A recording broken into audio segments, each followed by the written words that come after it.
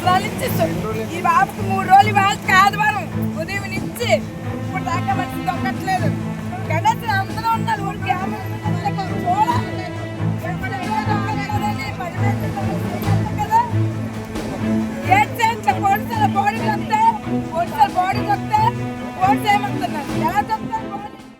మన దేశంలో పేదవాళ్లకు ఒక న్యాయం, డబ్బున్న వాళ్లకు మరో న్యాయం ఉంటుందా అంటే అవుననే చెప్పాలి. ఒక నిరుపేద మత్స్యకార కుటుంబానికి పెద్ద కష్టం వచ్చి పడింది. విశాఖలో చేపల వేటకు వెళ్లిన ఒక యువకుడు గల్లంతయ్యి 19 రోజులు గడుస్తున్నా పట్టించుకున్న నాదుడే కరువయ్యాడు.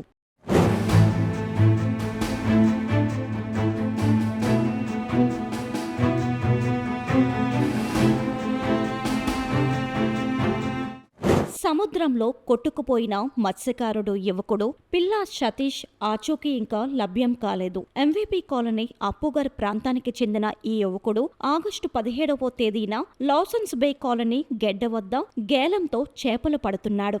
కానీ నీటి ప్రవాహం ఉధృతం కావడంతో ఆయన గెడ్డలోకి జారిపడి సముద్రంలోకి కొట్టుకుపోయాడు. ప్రమాదం జరిగిందని ఫిర్యాదు చేసిన పోలీస్, మెరైన్ పోలీస్, ప్రభుత్వ యంత్రాంగం ఎలాంటి సహాయం చేయకపోవడం విమర్శలకు తావిస్తుంది. తామే సొంత ఖర్చులతో గాలింపు చర్యలు చేపడుతున్నామని సతీష్ కుటుంబ సభ్యులు, తోటి మత్స్యకారులు ఆవేదన వ్యక్తం చేశారు.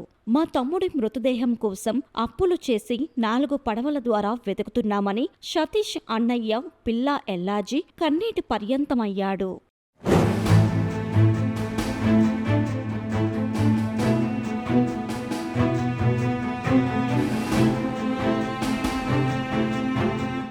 ఈ ఘటన మీద మత్స్యశాఖకు ఫిర్యాదు చేసినా వారు కేవలం కేసు నమోదుకే పరిమితమయ్యారని జాలరి ఎండాడకు చెందిన మత్స్యకారులు ఆరోపించారు. ప్రభుత్వ తీరుపై సంఘటన జరిగిన స్థలంలో వారు నిరసన తెలిపారు. జిల్లా యంత్రాంగం గాని అధికారులు కనీసం తమను పరామర్శించలేదని వారు ఆగ్రహం వ్యక్తం చేస్తున్నారు. ఒక పేదవాడికి జరిగిన అన్యాయంపై ప్రభుత్వానికి ఇంత నిర్లక్ష్యమా? ఇదే ఒక ధనిక వ్యక్తికి జరిగి ఉంటే ఇలాగే వ్యవహరించేవారా అని వారు ప్రశ్నిస్తున్నారు. ఇప్పటికైనా అధికారులు స్పందించి తగిన చర్యలు చేపట్టాలని వారు కోరుతున్నారు.